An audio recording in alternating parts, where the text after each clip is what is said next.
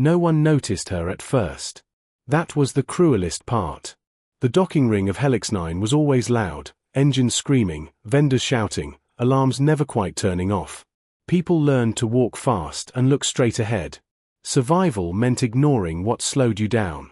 So when the injured alien woman lay crumpled near a collapsed cargo barrier, bleeding faint blue light onto the metal floor, the crowd flowed around her like water around a stone. Some stared for half a second. Some whispered. No one stopped.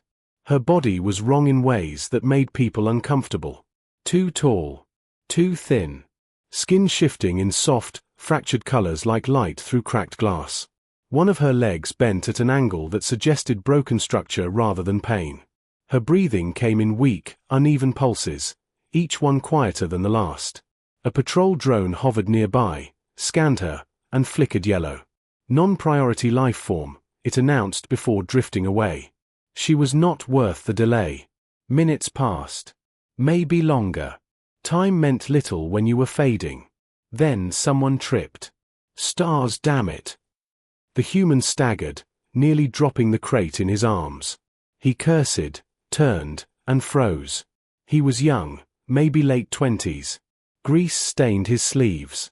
His boots were worn thin, patched twice with mismatched metal plates. The crate slipped from his hands and hit the floor with a hollow clang. He stared at the alien woman. "Hey," he said quietly, as if afraid she might disappear. "You alive?" No response. He crouched despite the warning lights, despite the looks from passers-by. Up close, he could see the burns along her side, clean cuts from plasma fire. Military grade. Her fingers twitched once, weakly. She was dying. A man nearby muttered, "Don't touch her. Those things explode sometimes." The human looked up. "She's bleeding." "That's not our problem." The human looked back down at her. Hesitated. Then he swore under his breath and slid his arms beneath her shoulders and knees. She was heavier than she looked. People stopped now, not to help, but to watch. "Hey," someone called. "You don't even know what species she is." The human grunted as he lifted her fully off the floor. "I know what hurt looks like." Her head lolled against his shoulder. The light from her skin dimmed slightly, as if confused. A security officer stepped forward. "Citizen, you are not authorized." "She'll be dead in 5 minutes," the human snapped. "Write me a fine." The officer hesitated. Rules said intervene. Experience said don't get involved. After a second, he stepped aside. The crowd parted. The human carried her through the docking ring, his arms shaking, jaw clenched. Every step hurt. Every instinct screamed that this was a bad idea. Alien conflicts were never simple. Helping one could mark you forever. He kept walking anyway. His name was Elias Rook. He repaired things for a living, broken engines, cracked hulls, systems everyone else had given up on. He believed anything that still responded could be fixed. His apartment was small, stacked above an old maintenance corridor. He kicked the door shut behind him and laid the alien woman gently onto his work table, clearing tools with one sweeping motion. "Okay," he breathed. "Okay, stay with me." He scanned her with an outdated med reader. The screen glitched, protested, then showed unstable vitals. Unknown biology. Severe trauma. Energy depletion. "Of course," Elias muttered. "Nothing easy." He improvised. He rerouted a power cell into a stabilization field. He sealed wounds with polymer foam meant for starship hulls. He adjusted oxygen levels based on guesswork and instinct. Hours passed. At one point, her hand closed weakly around his wrist. He froze. Her eyes opened, large, reflective, filled with panic. She tried to sit up. Failed. "Easy," Elias said quickly. "You're safe. I think. Mostly." Her gaze locked onto his face. Confusion. Fear. Something else. Shock that someone was still there. "You carried me," she whispered. Her voice sounded like distant chimes breaking. "Yeah," he said. "You weren't doing great out there." "They left me," she said slowly, as if realizing it for the first time. All of them. Elias swallowed. I didn't. Silence stretched between them. Finally, she closed her eyes again, not unconscious this time, just exhausted. Elias leaned back against the wall, heart pounding. He didn't know it yet, but that single decision, one moment of human stubbornness, had already been noticed. Not by the people of Helix 9, but by forces that measured civilizations by how they treated the weak. And humanity had just made a very loud statement. Elias didn't sleep. He sat on the edge of his narrow chair, elbows on his knees, watching the alien woman's chest rise and fall. The stabilization field hummed with a soft, uneven rhythm, like a tired heart trying to remember its job. Outside, Helix 9 never truly went quiet. Somewhere below, engines coughed. Pipes knocked. A distant argument turned into laughter, then into silence again. The alien woman opened her eyes just before dawn cycle lights warmed the corridor windows. This time, she didn't panic. She stared at the ceiling, then slowly turned her head toward Elias.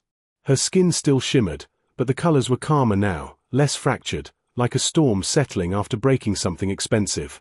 You should not have brought me here, she said. Elias exhaled. Good morning to you too. She studied him, as if trying to decide whether he was foolish, dangerous, or both. They will trace the residue. My blood carries markers. Even in small amounts. Elias glanced toward the floor where faint blue stains still clung to the metal seams. He had scrubbed until his hands hurt, but he'd been fighting something he didn't understand. So, we clean better. Her mouth tightened. Not like that. The marker is not visible. It is a signature. And who exactly is they? Elias asked, keeping his voice light even though his stomach had started to twist.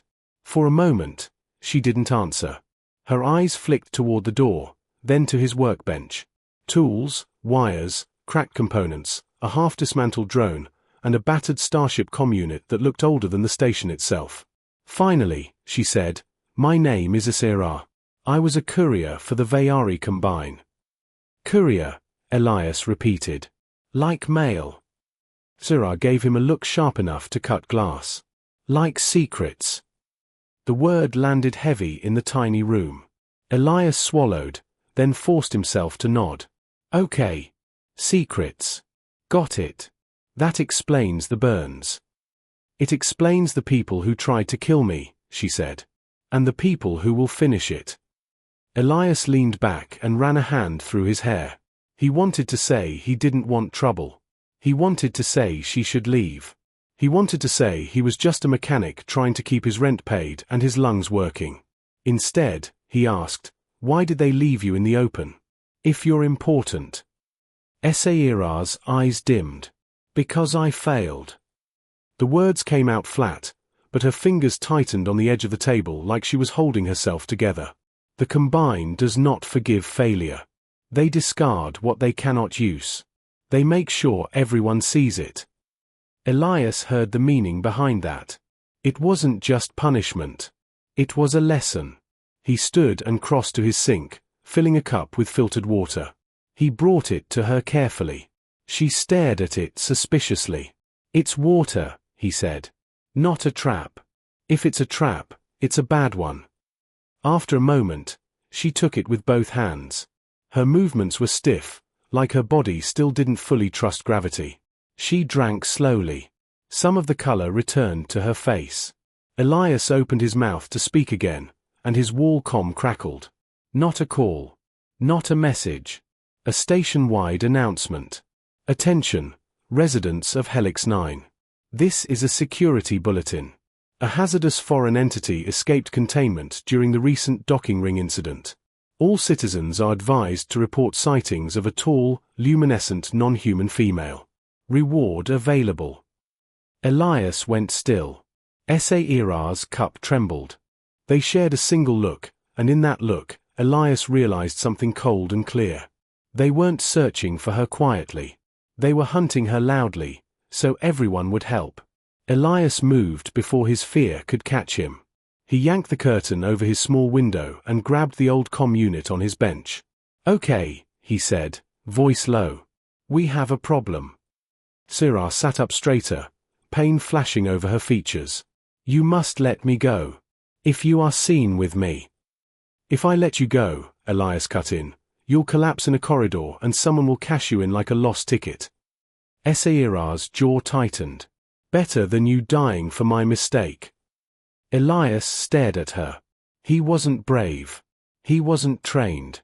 He didn't have soldiers behind him. But he also knew something that the Combine and Helix 9 both seemed to forget. People weren't spare parts.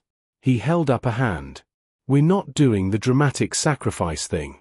Not today." He turned to his workbench and started pulling parts from drawers. A spool of shielding mesh. A handful of cheap signal dampeners. A coil of reflective insulation that looked like it had come off a freezer unit. Syrah watched him, confused. "What are you doing?" "Improvising," Elias said. "Which is a human tradition." He slapped the dampeners onto the comm unit and wrapped it in shielding. Then he grabbed a small station drone he'd been fixing and popped its casing open. "If they're tracking your signature, then it's probably a frequency pattern. Something your blood or skin puts out. If we can scramble it." Syrah blinked. "You cannot scramble biological signatures with scrap metal." Elias gave her a quick grin. "You'd be surprised what you can do with scrap metal if you're stubborn enough." He pulled a thin sensor strip and held it toward her. "I need a reading. Just a second." Her eyes narrowed. "You will sample me." "It's either that or we run blind," Elias said. "And I don't love running blind." After a tense pause, Syrah extended her hand. Elias pressed the strip gently against her wrist. The sensor lit up, throwing strange numbers across his cracked screen. The pattern wasn't random. It pulsed in a repeating cycle, like a beacon whispering in a language only predators understood. Elias muttered under his breath. Okay, that's not good." Syrah's voice went tight. "It is worse than you think." Elias glanced at her. "How do you know?" "Because the signature is not only mine," she said. "It is tied to what I carried." Elias stopped moving. "What did you carry?" Syrah's throat bobbed as she swallowed. "A Combine core code shard. A living key. It can open locked systems across their network. Fleets. Gates. Weapons." Elias felt his mouth go dry. "That sounds," he said slowly, "like the sort of thing people start wars over." "They already have," Syrah whispered. "That is why they hunted me. That is why they abandoned me. If I die, the shard dies with me. They cannot recover it. They cannot risk it falling into another species' hands." Elias stared at her, mind racing. A key that could open fleets. A Combine that erased failures. A station full of people who would sell her out for a reward. And him. One human with a tool belt and a bad habit of caring. His comm unit chirped. A local alert now. Closer. Docking sector to residential grid. Patrol sweep in progress. Citizens remain in place. Elias snapped into motion. He moved to a storage locker and yanked it open, revealing a cramped maintenance tunnel hatch behind it. "I use the service crawlways to avoid rent inspectors," he said. "We're leaving. Now." Syrah tried to stand, legs shaking. Elias slid under her shoulder without thinking. She stiffened, then allowed it, her pride losing to survival. They slipped into the hatch, closing it behind them. The tunnel was tight, dust-filled, lined with cables that hummed with station power. Elias crawled first, guiding her, helping her when she faltered. Her breath came faster now, pain and fear mixing into something sharp. Halfway through the crawlway, Elias paused and pressed a small device onto the wall, his hacked drone sensor. "What is that?" Syrah whispered. "A decoy," Elias said. "It'll broadcast your signature from here and lead them the wrong way." Syrah stared at him as if she had never seen this kind of thinking before. "You can do that." "Maybe," Elias admitted. "But humans are really good at maybe." They crawled on, deeper into the station bones, until the noise of the main corridors softened to a distant roar. Above them, footsteps pounded. Voices barked orders. A drone buzzed close enough that dust trembled from the ceiling seams. Syrah froze, eyes wide. Elias put a finger to his lips, then reached into his pocket and pulled out a small wrench, like it was a comfort charm. The drone paused overhead, then drifted away. Elias let out a slow breath he didn't know he'd been holding. He looked back at Syrah. In the dim tunnel light, her skin shimmered faintly, and for the first time, her expression wasn't only fear. It was something else. A crack in the hard armor of her world. "You are not like the others," she whispered. Elias gave a tired, crooked smile. "Yeah. I'm worse. I make bad decisions for free." Syrah's gaze held his. "If you keep helping me, you will become an enemy of the Combine." Elias nodded once, like he'd already accepted it. "Then I guess the Combine is about to learn something."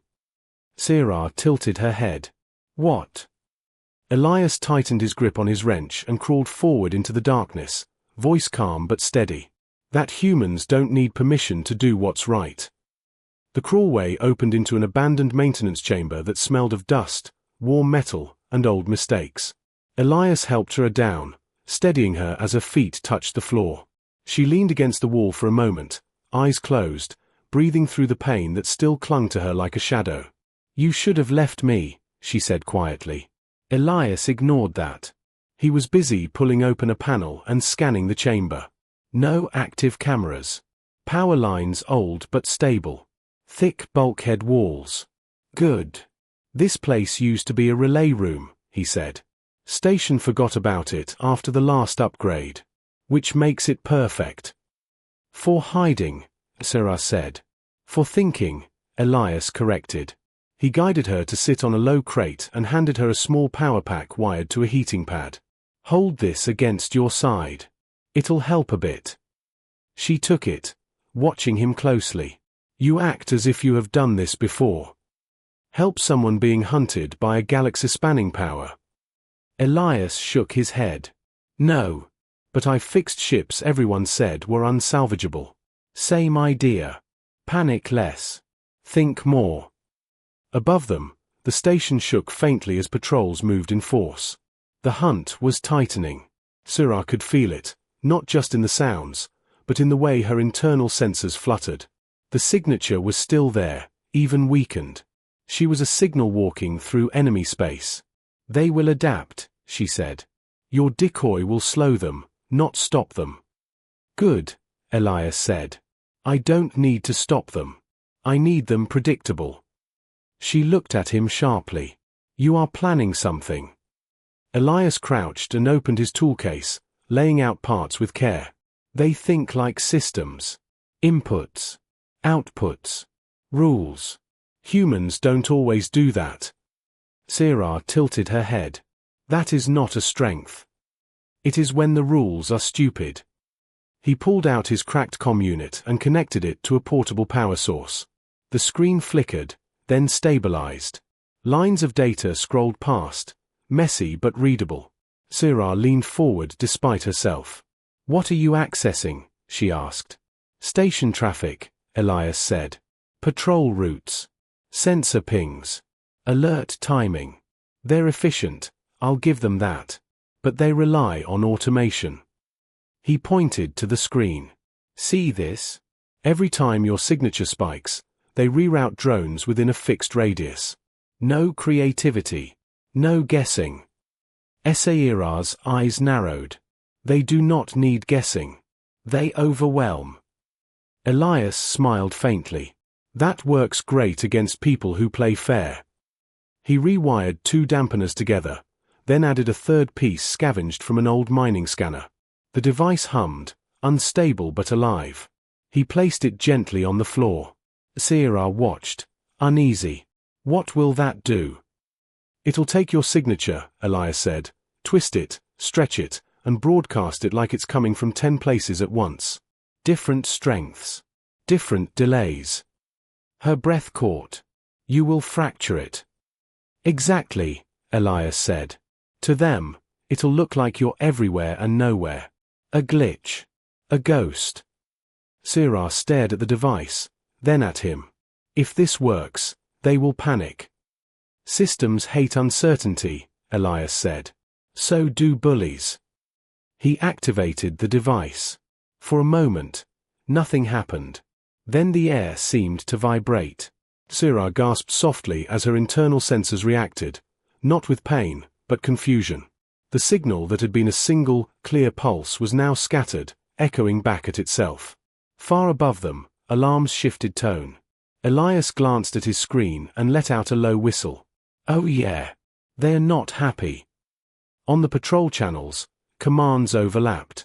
Drones reversed course, then reversed again. A security unit stopped mid-corridor, rotating in place as its targeting software failed to agree with itself. Sirah felt something unfamiliar rise in her chest. Hope. They are hesitating, she said, disbelief in her voice. Elias nodded. That's our window. He helped her to her feet again. She was steadier now, stronger. The healing foam had done its job better than he'd expected. Or maybe it was something else. Purpose. Returning. They moved deeper through the forgotten sections of the station, avoiding main corridors, slipping through old service lifts and emergency ladders. Once, they passed a viewport where Sirah could see armed patrols rushing past, weapons raised, eyes sharp. They are afraid, she murmured. Good, Elias said. Fear makes people sloppy. They reached a junction overlooking one of the station's central power conduits. Thick cables pulsed with energy, feeding entire sectors. Elias stopped and stared at it, mind racing. Sirah followed his gaze. If you damage that, the station will suffer. I don't want to damage it, Elias said. I want to talk through it. She frowned. That is not how power systems work. Elias grinned. That's how human ones do. He pulled out a compact transmitter and began wiring it directly into the conduit's control interface. The screen on his comm lit up again, now showing a wideband channel. What are you doing? Sirah asked, tension creeping back into her voice. Elias didn't look up. I'm changing the story. He tapped a few keys and cleared his throat. When he spoke, his voice carried, not just through the conduit, but through the station's emergency broadcast system. This is Elias Rook, resident mechanic, Unit B-17, he said calmly. To anyone listening, security, civilians, combine agents hiding behind station authority, you're hunting an injured woman you left to die. Static crackled. Shouts erupted on open channels. Elias continued. She's not a weapon. She's not a threat. She's a person. And if you keep tearing this place apart to get her back, people are going to notice. Sirah stared at him, shocked. You are exposing yourself. Yeah, Elias said softly.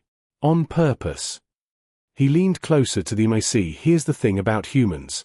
When you push us, we don't always push back right away. Sometimes we watch. We learn. And then we get creative. Security commanders shouted orders. Someone tried to cut the broadcast. Elias rerouted it through 3 backups without missing a beat. You want her, he said. Then come get her. But understand this, every move you make is being recorded. Every threat. Every shot fired in a civilian station. And when this is over, the galaxy is going to hear about it. The channel went silent. Then a new voice broke through. Cold. Controlled. Alien. Human, it said. You interfere in matters beyond your species. Elias straightened. Funny. You came into our station. Made it our matter. You harbor stolen property, the voice replied. Sirah's hands curled into fists. Elias shook his head. No. I'm protecting someone you broke. A pause. A long one. Then the voice said, release her, and you will be spared. Elias glanced at Sirah. She met his eyes, searching his face for doubt. She didn't find it. No deal, Elias said. You don't get to erase your mistakes and call it order. The channel cut abruptly. The lights dimmed. Emergency power kicked in. Sci-Fi felt it immediately. The Combine had stopped playing carefully. They will bring force now, she said. Soldiers. Not drones. Elias took a steadying breath. Then we stop hiding. He turned to her, eyes bright with something fierce and stubborn. You said the shard inside you can open systems. Yes, Sci-Fi said. But using it will reveal me fully. Elias nodded. Then let's reveal you on our terms. She hesitated only a second. Then she placed her hand over her chest, and the light within her flared, stronger than before, sharper, alive. Somewhere deep in the station, locked doors began to open. And for the first time, the Combine realized the truth. They hadn't just lost a courier. They had awakened human resistance. The station changed its mood the moment the doors unlocked. Across Helix 9, sealed bulkheads slid open with groans of long-unused hydraulics. Emergency shutters lifted. Private corridors, once reserved for executives, security, and off-world envoys, became public pathways. People stopped mid-stride as lights flickered from warning red to neutral white. Confusion spread first. Then curiosity. Then something far more dangerous. Choice. Elias felt it through the floor, through the vibration in the conduit beneath his boots. Systems were waking up that had been deliberately kept quiet. Old networks. Redundant relays. Civilian access lines no one had bothered to update in years. Sci-Fi staggered slightly as the light inside her intensified. Elias steadied her without thinking. It is active, she said, breath unsteady. The shard is interfacing with the station's deeper layers. Not just doors. Permissions. Elias exhaled. Good. Because we're about to need friends. Security teams moved fast, but not fast enough. The Combined soldiers arrived through private docking spines, armored and precise, weapons humming with controlled lethality. They expected fear.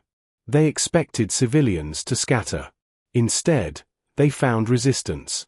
Not organized. Not trained. Human. A cargo hauler slammed a loader mech sideways into a corridor choke point, blocking advance. A group of dock workers used magnetic clamps to seal a pressure door behind a patrol unit, trapping them in a dead zone. Engineers rerouted lighting to blind targeting optics. Someone dumped coolant into a gravity well and turned the floor into a skating hazard. None of it was elegant. All of it worked. Elias watched a live feed scroll across his comm as people reacted, not because they were told to, but because they wanted to. They are helping, he whispered. Sci-Fi stared at the screen, stunned. They do not know me. They know enough, Elias said. They saw what was done. A message pinged through the open channel. Not official. Not military. Just a voice. You're the mechanic, right? The one who spoke earlier. Elias tapped in. Yeah. This is Mara, Sector C. We're locking down our level. You've got about 7 minutes before security regains control. Another voice cut in. Then another. We rerouted surveillance. Medical bays open if you need it. Whoever you're protecting, tell her she's not alone. Sci-Fi's hands trembled. Her people ruled through hierarchy, through fear and obedience. This chaos driven by empathy, made no sense to her. Why are they doing this? She asked. Elias didn't answer right away. He was watching humans be human, messy, brave, reckless, kind. Because they can, he said finally. Because someone had to go first. The Combine adapted quickly. They always did. Heavy units deployed. Signal dampening fields activated. Human resistance slowed, pushed back by superior firepower and discipline. A corridor exploded into sparks and debris as a blast tore through a barricade. Sci-Fi flinched. They will break them. Not if we end this before that, Elias said. He pulled up a schematic, station core access, buried deep, guarded by failsafes meant to stop exactly what they were about to attempt. The shard, he said. You said it could open systems beyond this station. Yes, Sci-Fi said. But doing so will mark me permanently. I will never be able to hide again. Elias met her gaze. You shouldn't have to. She searched his face for hesitation. There was none. Slowly, deliberately, HFY straightened. The pain faded from her posture, replaced by something steadier. Purpose. My people believe power is control, she said. They believe compassion is weakness. Elias nodded. Humans used to think that too. She placed her palm against the exposed interface of the station's core access node. Light surged outward, racing through cables, through layers of encrypted architecture the Combine had never imagined a human station could even touch. The shard responded. Across space, Combine command networks flickered. Fleet permissions glitched. Weapon locks hesitated. Not shut down. Questioned. That hesitation rippled outward, infecting systems designed to obey without thought.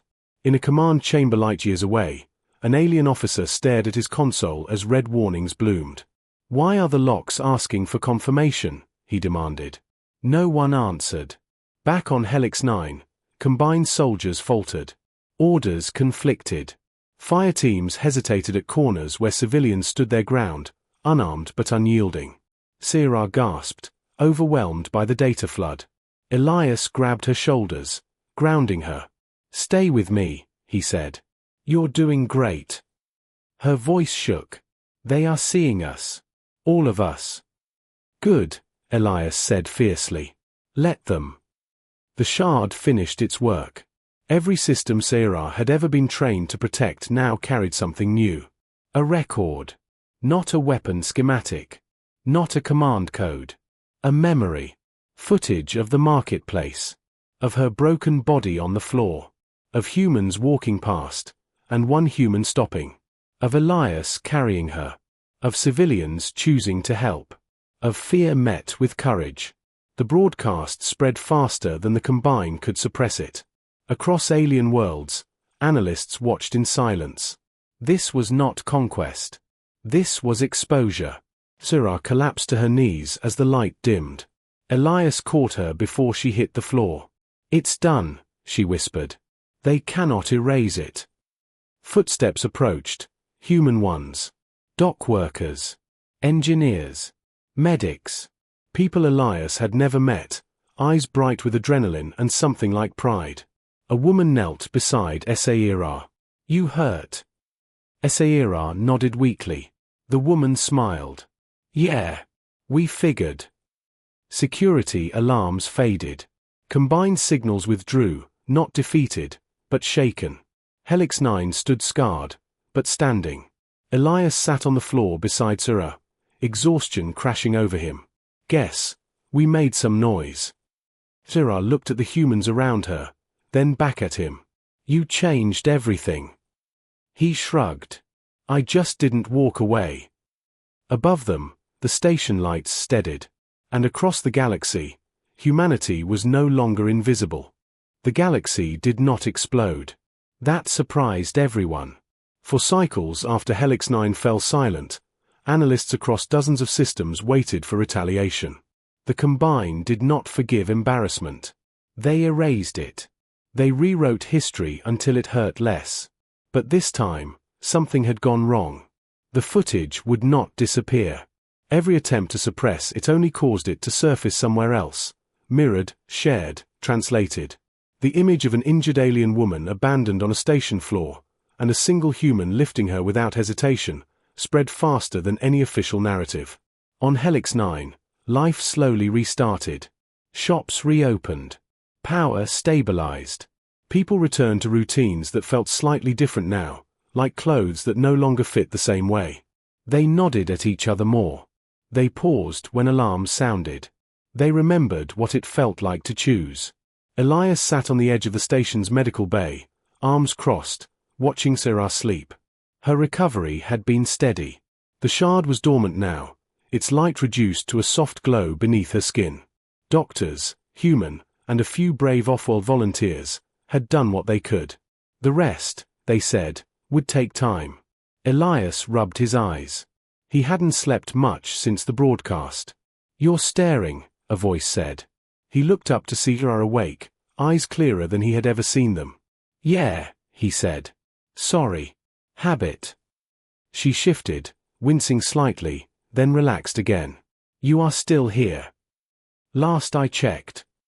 Her gaze lingered on him. "You could have left." Many humans did not stay after the fighting. Elias shrugged. "Someone's got to fix the stuff everyone broke." A faint smile touched her lips. "You are very strange." He grinned. High praise. Silence settled between them, comfortable this time. Then the station lights dimmed, not an alarm, but a formal signal. A presence arrived. Syrah felt it before Elias did. Her spine straightened, instincts screaming. "They are here." "Combine?" Elias asked, already on his feet. "No," she said slowly. "Others." The medical bay doors opened, and a small delegation entered. Not soldiers. Not diplomats wrapped in power armor. These beings wore simple markings: observers, mediators, historians. One stepped forward, tall and silver-skinned, eyes like polished stone. "We represent the accord of watching species," it said. "We have come in response to an anomaly." Elias crossed his arms. "That sounds ominous." The being tilted its head. "It is unprecedented." Its gaze shifted to Sci-Fi. "You were marked for erasure." Then to Elias. "You intervened." Then to the humans around them. "Your species interfered without directive, without alliance, without expectation of reward." Elias frowned. "Is that illegal?" "No," the being said. "It is rare." Syrah sat up, ignoring the protest of her body. "What do you want?" "To understand," the being replied. "The Combine's authority has weakened. Systems they controlled now question commands. Not rebel, question." Elias let out a low breath. "That's big." The being inclined its head. "It is destabilizing." Sci-Fi's hands clenched. "Then punish me." "Not them." The being looked at her for a long moment. Punishment would reinforce the very pattern that failed. It turned back to Elias. "Your species acted without power, yet altered the behavior of an empire. Explain." Elias blinked. "I helped someone who was hurt." "That is insufficient," the being said. Elias shrugged. "Then I don't know how to explain it better." Another observer spoke, softer. "Your people did not act because they were ordered. They acted because they saw themselves reflected." "Yes," the first being said slowly. "Empathy as contagion." Sci-Fi's breath caught. "What happens now?" The being straightened. "The Combine has withdrawn its claim on you. Publicly. They will deny weakness, but they will not pursue." Relief washed over her so hard she had to close her eyes. "And humanity?" Elias asked. The being's gaze sharpened. "Humanity has been noticed." Across the galaxy, messages arrived. Trade coalitions requested dialogue. Neutral worlds asked for human mediators. Species long silent under domination replayed the footage and wondered, quietly at first, if choice was possible. Human colonies received offers they had never expected. Not alliances. Respect. On Helix 9, Elias stood with Syrah at a viewport days later, watching ships come and go. "They're calling it the Helix event," Elias said. "News feeds won't shut up about it." Syrah watched the stars. "They will try to define it. Control it." "Yeah," Elias said. "Good luck with that." She turned to him. "What will you do now?" He thought about it. His old life. His tools. His quiet routines. "I'll keep fixing things," he said. "Just bigger ones, maybe." Sci-Fi nodded. "I cannot return to who I was." "Good," Elias said gently. "You shouldn't." She looked at him, really looked. "You changed my fate." Elias shook his head. "You changed it yourself. I just picked you up." Below them, A human child ran past the viewport, chasing a small alien creature, both laughing in different voices but the same joy. Syrah watched them, something warm and unfamiliar settling in her chest. "My people believed humans were insignificant," she said softly. Elias smiled. "Yeah. That happens." She met his eyes. They were wrong. Far beyond Helix 9, in chambers of power and halls of history, the story took root. Not of weapons. Not of conquest. But of a simple truth the galaxy could no longer ignore. Humanity did not wait for permission to be kind. And once that choice was made, nothing stayed the same.